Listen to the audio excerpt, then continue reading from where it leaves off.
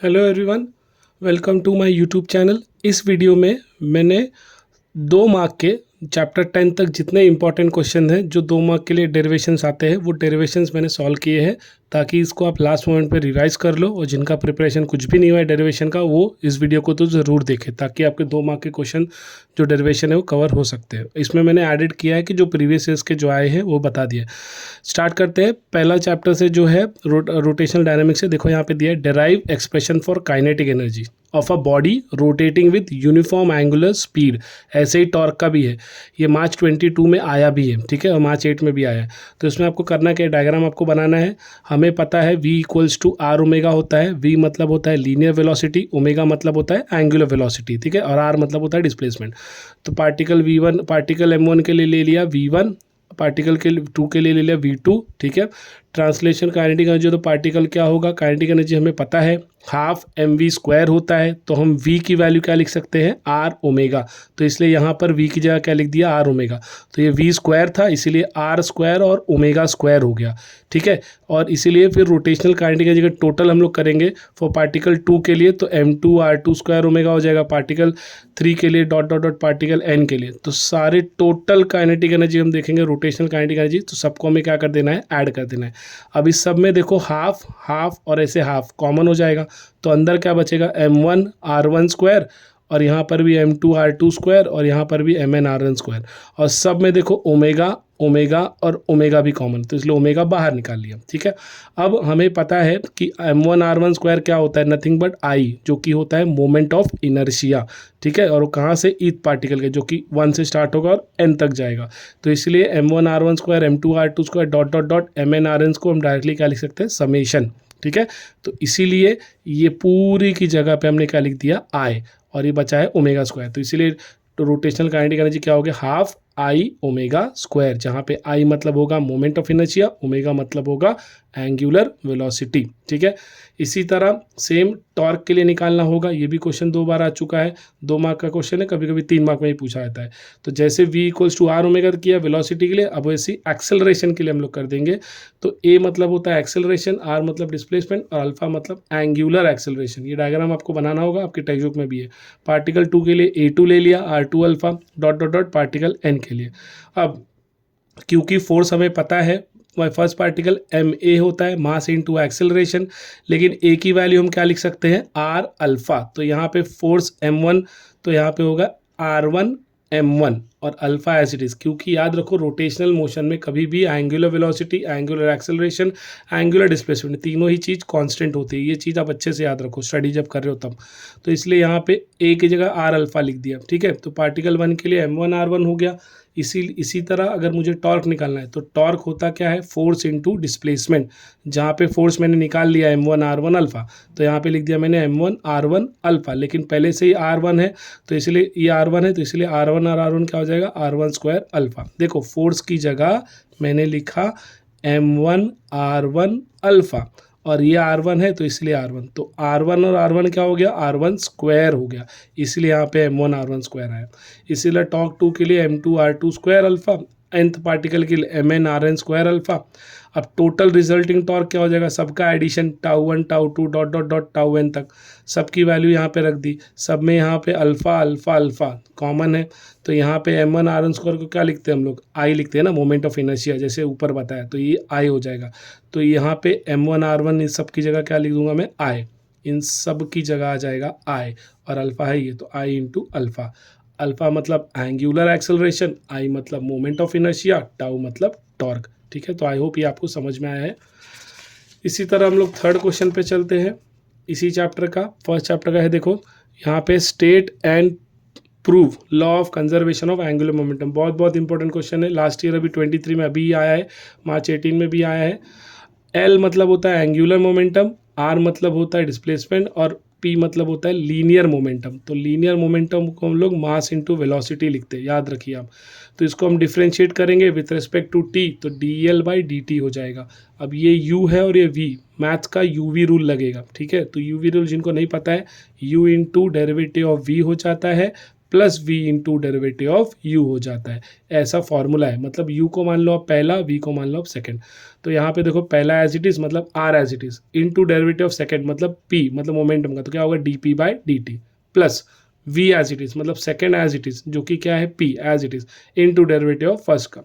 तो हमें पता है डिस्प्लेसमेंट अपॉन टाइम क्या होता है, वेलोसिटी, और मोमेंटम अपॉन टाइम क्या होता है, फोर्स। तो मोमेंटम अपॉन टाइम की जगह लिख दिया फोर्स, डिस्प्लेसमेंट अपॉन टाइम की जगह क्या लिख दिया हमने, वेलोसिटी। लेकिन p को भी हम लोग क्या लिखेंगे, वेलोसिटी। तो देखो यहाँ पे dr बाई dt की जगह लगा v, और मोमेंटम की जगह क्या लिख दिया, m क्रॉस v। ठीक है, तो ये जो m v है, ये v दोनों क्या होगा, cross product, v cross v। हमें पता है vector i cross i, j cross j और k क्रॉस k, ये प्रोडक्ट क्या होता है, जीरो होता है। तो इसलिए v क्रॉस v क्या हो जाएगा, जीरो। तो यहाँ पर v क्रॉस v हो गया जीरो, बचा क्या अब यहाँ पे m, और r इंटू अल्फा, तो m इंटू जीरो क्या हो जाएगा, जीरो। तो इसलिए यहाँ पे कुछ नहीं बचा, इसको मैंने लिखा जीरो। और r फोर्स इंटू डिस्प्लेसमेंट जो कि क्या होता है, नथिंग बट टॉर्क होता है।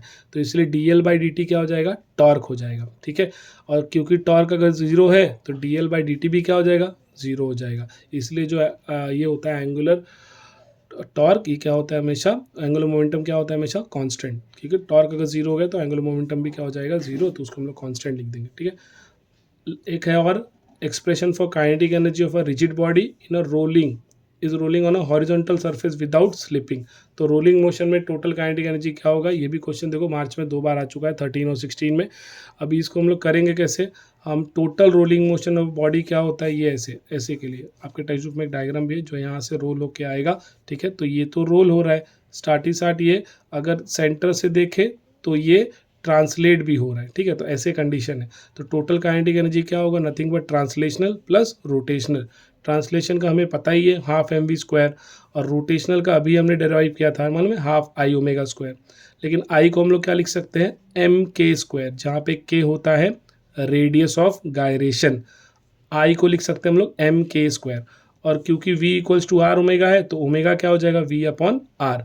तो इसलिए ओमेगा स्क्वायर क्या हो जाएगा, ओमेगा स्क्वायर क्या हो जाएगा, V square by R square. तो इसीलिए यहाँ पे ओमेगा स्क्वायर की जगह V square by R square, और आई की जगह हमने क्या लिखा, एम के स्क्वायर। ठीक है, अब देखो यहाँ पे एम के स्क्वायर है, यहाँ पर हाफ एम वी स्क्वायर, यहाँ पर भी हाफ है, एम है और वी स्क्वायर भी है। तो मैंने half M V square common ले लिया, तो यहाँ पे कुछ नहीं बचेगा, तो क्या लिख दिया 1। अब यहाँ पे क्या बचेगा, वी स्क्वायर चला गया, एम स्क्वायर भी चला गया और हाफ भी चला गया, तो बचा के स्क्वायर और आर स्क्वायर। इसलिए K square upon R square. ये क्वेश्चन भी 2 मार्क के लिए आ सकता है। तो आई होप आपको ये फर्स्ट चैप्टर के क्वेश्चन समझ में आए होंगे। इसी तरह सेकेंड चैप्टर में आ जाते हैं जो कि है relation between surface tension and surface energy per unit area. ये मैकेनिकल प्रॉपर्टी ऑफ फ्लूइड का बहुत इंपॉर्टेंट 2 मार्क का क्वेश्चन है, जो कि देखिए अक्टूबर 13 में भी आया, मार्च 13 में भी आया और मार्च 23 जो कि इसी साल भी आया है। ठीक है, तो यहाँ पे हमें पता है फोर्स इक्वल्स टू क्या होगा, 2TL। क्यों, क्योंकि हमें सरफेस टेंशन का डेफिनेशन पता होना चाहिए, वो आप प्रिपेयर कर लेना एग्जाम के लिए। फोर्स अपॉन लेंथ होता है, लेकिन यहाँ पे सोप बबल के लिए, सोप फिल्म के लिए, तो इसलिए लेयर क्या हो जाएगा, 2 हो जाएगा। तो सरफेस टेंशन क्या होगा, फोर्स अपॉन लेंथ जो कि 2L हो जाएगा। ठीक है, और F क्या हो जाएगा, T इंटू 2L। तो इसलिए देखो F इक्वल टू क्या हो गया, 2T इंटू L हो गया। लेकिन वर्क डन क्या होगा, इसको वर्क डन क्या होगा, फोर्स इंटू डिस्प्लेसमेंट, और फोर्स की वैल्यू क्या है, 2TL। तो यहाँ पे लिखा 2TL इंटू DX जो कि डिस्प्लेसमेंट एज इट इज। लेकिन हमें पता है length into displacement, 2 into length into displacement, या लेंथ इंटू ब्रेथ ऐसा भी बोल सकते हो रेक्टेंगुलर फ्रेम के लिए। तो उसको हम लोग एरिया बोलते हैं ना, एरिया क्या होता है, 2 इंटू लेंथ इंटू ब्रेथ। तो इसलिए 2 into L into D x की जगह क्या लिख दिया हमने, डी ए। तो इस फॉर्मूले में जहाँ पे 2L dx था उसकी जगह हमने क्या लिख दिया, डी ए। और डी डब्ल्यू तो हमारा वर्क डन है ही है, और टी हमारा सरफेस टेंशन है, और डी ए क्या हो गया, एरिया। तो इसीलिए डी डब्ल्यू वर्क डन भी क्या हो, nothing but change in area. तो उसको भी हम लोग क्या लिख सकते हैं, ई वर्क डन की जगह पे।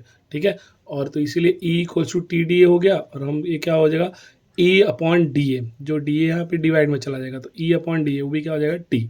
तो यही रिलेशन है जो कि सरफेस एनर्जी भी बोल सकते हो और सरफेस टेंशन, तो यार relation between work done and surface tension. तो ये 2 मार्क के लिए इंपॉर्टेंट क्वेश्चन है।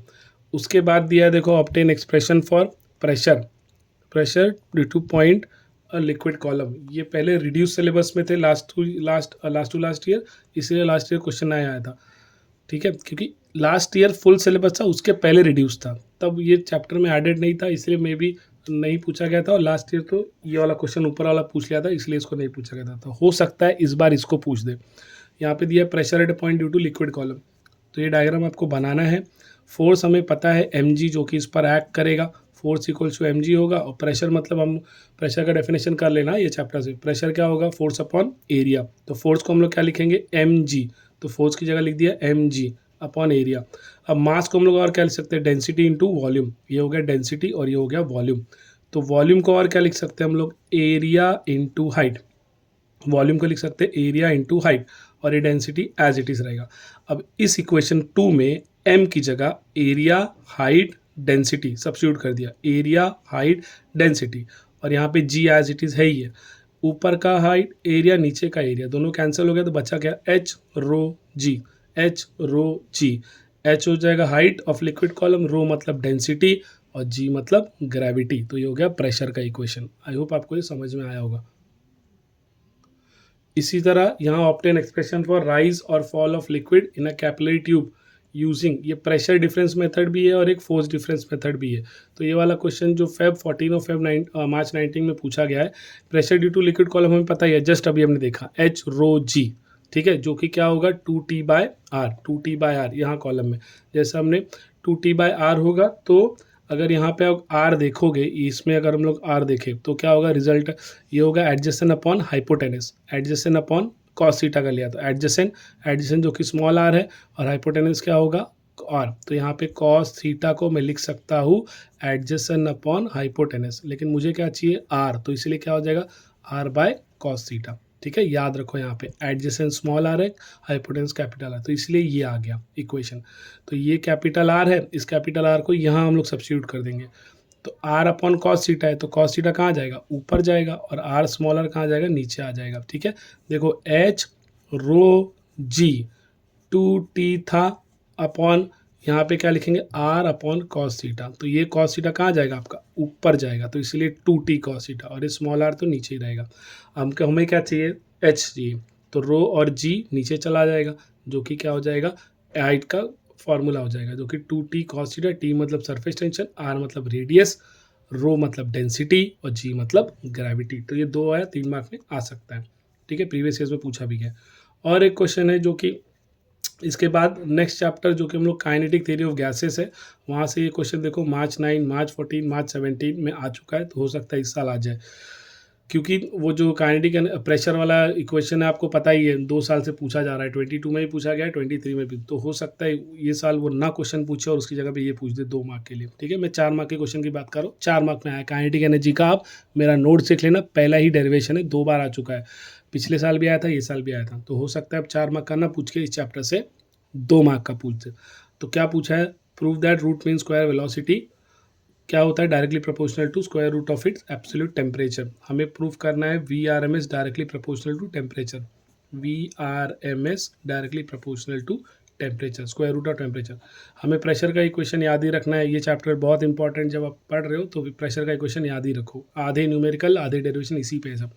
तो P क्या है, 1/3 कैपिटल N/M mv स्क्वायर। ठीक है, अब यहाँ पे हम करेंगे क्या, हमें V स्क्वायर चाहिए, तो ये जो V स्क्वायर है, और ये कैपिटल V वॉल्यूम है, और ये V स्क्वायर क्या है हमारा, वेलोसिटी है, स्पीड है। तो ये V स्क्वायर को एज इट इज रखो, 3V, ये यहाँ डिवाइड में ऊपर जाएगा P के साथ, तो क्या हो जाएगा मल्टीप्लाई 3PV, और ये NM जो मल्टीप्लाई में नीचे आ जाएगा तो डिवाइड में। आइडियल गैस इक्वेशन हमें पता है PV इक्वल्स टू nRT होता है, तो इसलिए PV की जगह क्या लिख दिया nRT। और जो स्मॉल m है, नंबर ऑफ मॉलिक्यूल क्या होगा, capital N upon Na। Na मतलब होता है एवोगैड्रो नंबर।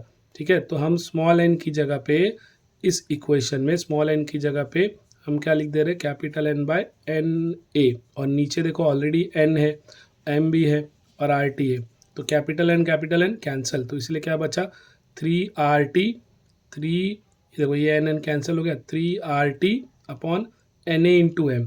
तो Na into M nothing but क्या होता है, मोलार मास होता है, तो इसलिए Na इंटू स्मॉल m की जगह क्या लिख दिया हमने, मोलार मास। तो इसकी जगह पे आ जाएगा m0।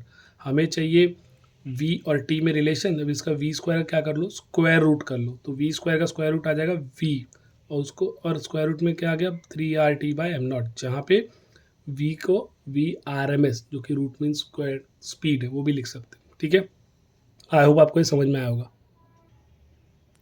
अब इसी तरह नेक्स्ट क्वेश्चन इसी चैप्टर का है जो कि obtain kinetic energy per unit volume of a gas, जो कि जुलाई 19 में पूछा है 2 मार्क के लिए। वापस वही प्रेशर का equation 1/3 capital N by M M V square. याद रखो कैपिटल वी मतलब वॉल्यूम है, स्मॉल वी मतलब वेलोसिटी है। तो पी वी, ये वी आप यहाँ ले लो तो पी वी हो जाएगा 1/3, ठीक है। अभी इसी तरह ये 1/3 एन वी स्क्वायर हो गया। अब हमें इसको काइनेटिक एनर्जी में कन्वर्ट करना है, तो हमने क्या किया, ऊपर भी 2 से मल्टीप्लाई किया, नीचे भी 2 से डिवाइड किया, तो मल्टीप्लाई एंड डिवाइड बाय 2 कर दिया। तो मल्टीप्लाई एंड डिवाइड बाय 2 कर दिया, तो ये हाफ एम वी स्क्वायर अब क्या हो गया, काइनेटिक एनर्जी हो गया, ट्रांसलेशन काइनेटिक एनर्जी। तो इसको हम लोग ई भी लिख सकते हैं, इसीलिए अब यहाँ पे P V as it is रखा, और ये जो कि ई के बराबर हो जाएगा, एन एज इट इज रहेगा 1/mv², ठीक है।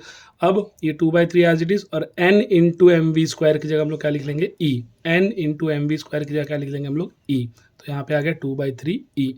तो ई क्या हो जाएगा, ये 3 ऊपर जाएगा और 2 डिवाइड में आएगा, 3/2 पी। तो ये हो गया kinetic energy per unit volume, ठीक है।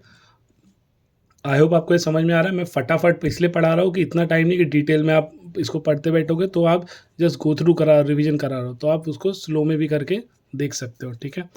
Proof of Kirchhoff law of radiation, जो कि जुलाई 19 में आया है। 3 मार्क का क्वेश्चन है, लेकिन कभी कभी ऐसा नहीं है, 2 मार्क में भी आ सकता है, लेकिन ज़्यादा तो इतना वेटेज नहीं है। याद हो किरचॉफ लॉ क्या होता है, nothing but coefficient of absorption equals to coefficient of emission, ये आपको लिखना रहता है स्टेटमेंट में। तो प्रूफ में क्या लिखेंगे, for body A Q A equals to A into Q. A क्या है, quantity of heat absorb, A मतलब कोएफिशिएंट ऑफ एब्जॉर्प्शन, क्यू मतलब टोटल हीट। इसी तरह quantity of radiant heat absorb by body A equals to quantity of heat emitted by body है। तो ideal body के लिए जितना एब्जॉर्ब करेगा उतना ही क्या करेगा, एमिट करेगा। तो उसको हमने एमिटेंट को क्या ले लिया, आर ले लिया। अब परफेक्टली ब्लैक बॉडी बी है, तो क्यू क्या हो जाएगा, टोटल कोएफिशिएंट ऑफ एब्जॉर्प्शन क्या होता है फॉर परफेक्टली ब्लैक बॉडी, 1 होता है। तो यहाँ पर अब ए आएगा ही नहीं, और क्यू एज इट इज रहेगा, और आर की जगह आर बी हो जाएगा, क्योंकि ब्लैक बॉडी के लिए है।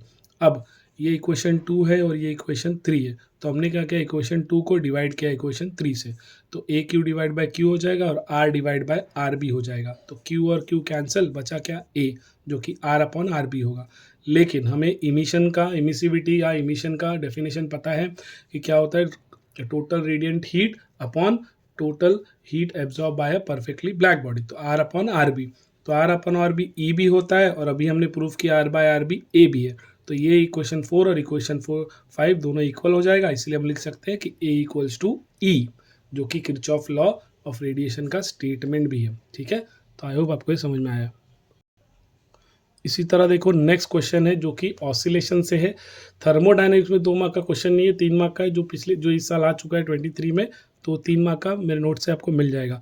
अब ये ऑसिलेशन का डेरिवेशन है जो कि मार्च 17 और मार्च 19 में भी आया है, और इसका ये जो लास्ट ये यहीं से 23 में जो 4 मार्क का डेरिवेशन आया था वो डेराइव करने के लिए भी आया था, ठीक है। तो डिफरेंशियल इक्वेशन, तो हमें फोर्स पता है, रिस्टोरिंग फोर्स को हम लोग लिखते हैं माइनस के एक्स।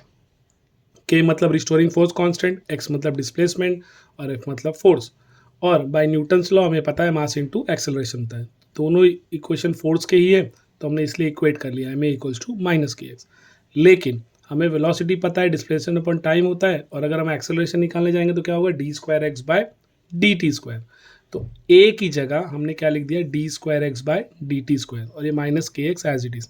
अब ये माइनस के एक्स है, लेफ्ट हैंड साइड लेके जाओगे तो प्लस के एक्स हो जाएगा। सबको डिवाइड बाय क्या कर दो, डिवाइड बाय एम कर दो, डिवाइड बाय एम। तो ये एम एम और एम क्या हो जाएगा, कैंसल, यहाँ पे के बाय एम आ जाएगा। तो K by M is nothing but your angular velocity या एंगुलर फ्रीक्वेंसी, ठीक है, ये याद रखो। तो आ गया d² x by dt² plus ω² x equals to 0। 2 mark का बहुत इंपॉर्टेंट क्वेश्चन है, लास्ट ईयर इसी का 4 मार्क का डेरिवेशन आया, तो हो सकता है इस बार ये 2 मार्क में आ जाए। अब इसी तरह इसका है differential equation for angular SHM. Angular SHM के लिए हमें टॉर्क पता है, torque equals to M B mu B sine theta होता है। म्यू मतलब मैग्नेटिक मोमेंट, बी मतलब मैग्नेटिक फील्ड ऑफ इंडक्शन, और साइन थीटा मतलब एंगल। और साइन थीटा इतना कम होता है डिफ्लेक्शन की बॉडी मिनिमम होना चाहिए, जो कि थीटा के बराबर होगा, तो इसलिए म्यू बी थीटा हो जाएगा। लेकिन टॉर्क हमें पता है आई इंटू अल्फा।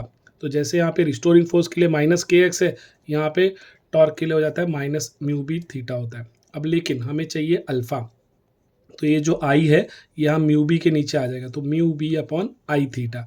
ठीक है, अब मैग्नीट्यूड को हम इग्नोर करते हैं, मतलब साइन को इग्नोर करते हैं, तो अल्फा अपॉन थीटा मतलब angular acceleration per unit displacement, वो क्या हो जाएगा म्यू बी बाय आई, तो म्यू बी बाय आई। अब यहाँ पे साइन इग्नोर करना है, तो टाइम पीरियड हमें पता है 2 पाई बाय क्या होता है under root angular acceleration upon displacement, ये एंगुलर के लिए, और लीनियर के लिए भी क्या होता है लीनियर एक्सेलरेशन अपॉन डिस्प्लेसमेंट। तो हम अभी एंगुलर पढ़ रहे हैं तो इसलिए एंगुलर एक्सेलरेशन पर डिस्प्लेसमेंट, तो यही देखो एंगुलर एक्सेलरेशन है और ये पर डिस्प्लेसमेंट है, तो इसका वैल्यू क्या है म्यू बी बाय आई, तो यहाँ लिख दिया म्यू बी बाय। अब ये आई डिवाइड के डिवाइड में, इसलिए ऊपर जाएगा तो क्या हो जाएगा मल्टीप्लाई में, तो आई अपॉन म्यू बी। ठीक है, तो ये क्वेश्चन भी आ सकता है इस साल। अब इसी तरह देखो एक लास्ट क्वेश्चन यहाँ पे रह गया है जो कि कैपेसिटर, जो कि इलेक्ट्रोस्टैटिक का 2 मार्क का क्वेश्चन है, बहुत फेमस क्वेश्चन है। Obtain expression for energy of a charge capacitor and express in different form, जुलाई 19 में पूछा है, 2 साल हो सकता है इस बार भी पूछ दे, कभी 2 मार्क में भी पूछा जाता है, 3 मार्क में भी एग्जाम में पूछा जाता है। कैपेसिटर कनेक्ट किया है बैटरी से, कैपेसिटर पता है क्या होता है क्यू अपॉन वी होता है, क्यू मतलब चार्ज और वी मतलब यहाँ पे वोल्टेज या पोटेंशियल डिफरेंस भी बोल सकते हो, तो हम वी को क्या लिख सकते हैं क्यू अपॉन सी। ठीक है, तो टोटल वर्क डन क्या होता है potential multiply by charge, change in charge, तो पोटेंशियल जो वी है उसको हम लोग क्या लिख सकते हैं क्यू अपॉन सी, तो इसीलिए वी की जगह क्या लिख दिया क्यू अपॉन सी। अब इसका क्या करना है क्यू डी क्यू का इंटीग्रेट करना है, तो टोटल वर्क डन क्या हो जाएगा W equals to integration of D W, जो कि कहाँ से 0 से लेके क्यू टाइम तक कैपेसिटर के फुल्ली चार्ज होने तक, 0 टू मैक्सिमम चार्ज है क्यू, तो क्यू सी है।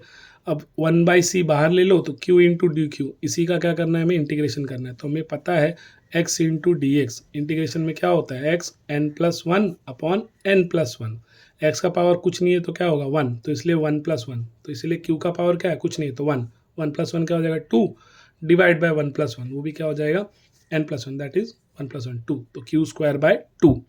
अब एक बार हम q की जगह कैपिटल Q जो कि फाइनल है, और एक माइनस एक बार उसी स्मॉल q की जगह इनिशियल जो कि 0 है, तो ऐसे लिख सकते हो उसको। हाफ स्टेप आप मत बढ़ाओ कि 2 मार्क के लिए, q²/2 लिखा इसी q की जगह, ये कैपिटल Q माइनस ये इनिशियल वैल्यू जो कि 0 है, तो 0²/2, तो 0²/2 तो इग्नोर हो जाएगा, बचेगा क्या हाफ कैपिटल q²/2, तो इसलिए लिखा है हाफ कैपिटल q²/2। ठीक है, सी बार है, तो ये हो गया q²/c। अब हमें इसको ऐसे लिख दिया, इसी को वर्क डन बोलते हैं, इसी को एनर्जी भी बोलते हैं, q²/c। q हमें पता है cv होता है, ये देखो इसी फॉर्मूले से q क्या हो जाएगा cv, तो q की जगह हमने क्या लिख दिया cv, तो q² था इसलिए c² v², तो नीचे का c², नीचे का c ऊपर के c² से कैंसिल हो जाएगा, तो आ जाएगा cv², है ना। और उसी को हम इसी cv² को हम cv इंटू वी भी लिख सकते हैं, तो cv क्या हो जाता है q हो जाता है, तो यहाँ पे लिख दिया q इंटू वी, तो ये कैपेसिटर का है। याद रखिए capacitor in series and capacitor in parallel, मैं करा नहीं रहा हूँ लेकिन लास्ट ईयर ही आया है, ठीक है 23 का क्वेश्चन, तो उसको अच्छे से एक बार उसको भी देख लेना, हो सकता है सीरीज पूछा है तो पैरेलल पूछ देगा, या पैरेलल पूछा है तो सीरीज। अब उसके बाद करंट इलेक्ट्रिसिटी में क्वेश्चन है explain how moving coil galvanometer can be converted into volt meter, तो जब वोल्ट मीटर में कन्वर्ट करें तो हमको ये लाइन लिखना बहुत इंपॉर्टेंट है, to use a MCG that is moving coil galvanometer into voltmeter a high resistance is connected in series, ये देखो high resistance connected in series with galvanometer, ये लाइन आपको लिखना जरूरी है, ये लाइन के लिए आपको मार्क्स है। अब इसी तरह यहाँ से करंट बह रहा है, तो करंट क्या हो रहा है, जो इसमें टोटल पोटेंशियल डिफरेंस होगा जो कि यहाँ V है, वो क्या होगा potential difference across x plus potential difference across g, तो पोटेंशियल डिफरेंस अक्रॉस x क्या होगा, करंट क्या आएगा IG जो कि x के साथ बहेगा तो IGX हो जाएगा, प्लस वही करंट IG किसको जा रहा है गैल्वेनोमीटर को भी जा रहा है, तो उसका पोटेंशियल क्या हो जाएगा IG into resistance of galvanometer जो कि कैपिटल G हो जाएगा। अब हमें क्या चाहिए IGX चाहिए, तो ये जो IGG है ये प्लस में है, ठीक है, ये VV प्लस में, तो V जो यही रहेगा, ये जो IG कैपिटल G है ये प्लस में इस तरफ जाएगा तो क्या हो जाएगा माइनस, और IGX एज इट इज रहेगा। अब इसमें हम क्या करेंगे हर एक साइड को IG से डिवाइड कर देंगे, डिवाइड बाय IG मतलब करंट थ्रू गैल्वेनोमीटर, तो ये IG कट बच गया क्या x, V अपॉन IG आ जाएगा और IG कट, तो IG कट तो क्या आ जाएगा G, तो ये हमारा हो गया वो रेजिस्टेंस जो कि हम गैलोमीटर के साथ सीरीज में लगा दे, तब गैलोमीटर किस में कन्वर्ट हो जाएगा, वोल्ट मीटर में, ठीक है, हाई रेजिस्टेंस। समझ में आया है। अब इसी के बाद एक लास्ट क्वेश्चन जो कि करंट इलेक्ट्रिसिटी का है, state how MCG can be converted into ammeter, जो कि इसी साल आया था, ठीक है। तो यहाँ पे आप क्या करेंगे, वोल्ट मीटर में हमने कन्वर्ट करने के लिए क्या किया सीरीज में, तो एमीटर को कन्वर्ट करने के लिए हम एमीटर में कन्वर्ट करने के लिए हम क्या करेंगे, उसके पैरेलल में लगा देंगे। सीरीज में हमने हाई रेजिस्टेंस लगाया था वोल्ट मीटर के लिए, पैरेलल में क्या लगेंगे अब, लो रेजिस्टेंस। इसी लो रेजिस्टेंस को हम लोग क्या बोलते हैं, शंट रेजिस्टेंस भी बोलते हैं। तो ऐसा लिखना ये भी ज़रूरी है कि एमसीजी को जब एमीटर में कन्वर्ट करना है तो सुटेबल लो रेजिस्टेंस, जिसको शंट भी बोलते हैं, should be connected in the parallel to the MCG. तो टोटल करंट क्या होगा, total current through galvanometer plus current through shunt resistance, तो IS प्लस IG। IS मतलब करंट थ्रू शंट और IG करंट थ्रू गैल्वेनोमीटर। तो हमें IS चाहिए shunt, तो IG इस तरफ जाएगा तो क्या होगा, I माइनस IG हो जाएगा। सिंस जो शंट रेजिस्टेंस है और जो गैल्वेनोमीटर दोनों एक दूसरे के पैरेलल में है, तो इसका मतलब दोनों का पोटेंशियल क्या रहेगा, सेम ही रहेगा ना।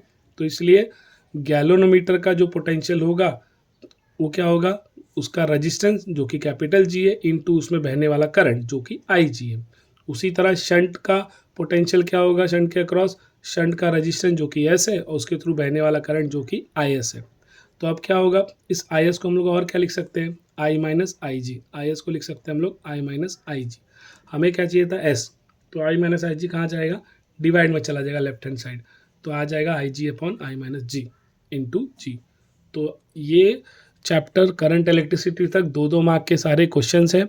आप अच्छे से डेरिवेशन कर लो। जैसे आप देख ही सकते हो कि इसमें से 3 डेरिवेशन तो 23 में ही आ चुके हैं, तो हो सकता है ऐसे ही बचे हुए 3 24 में आ जाए, ठीक है।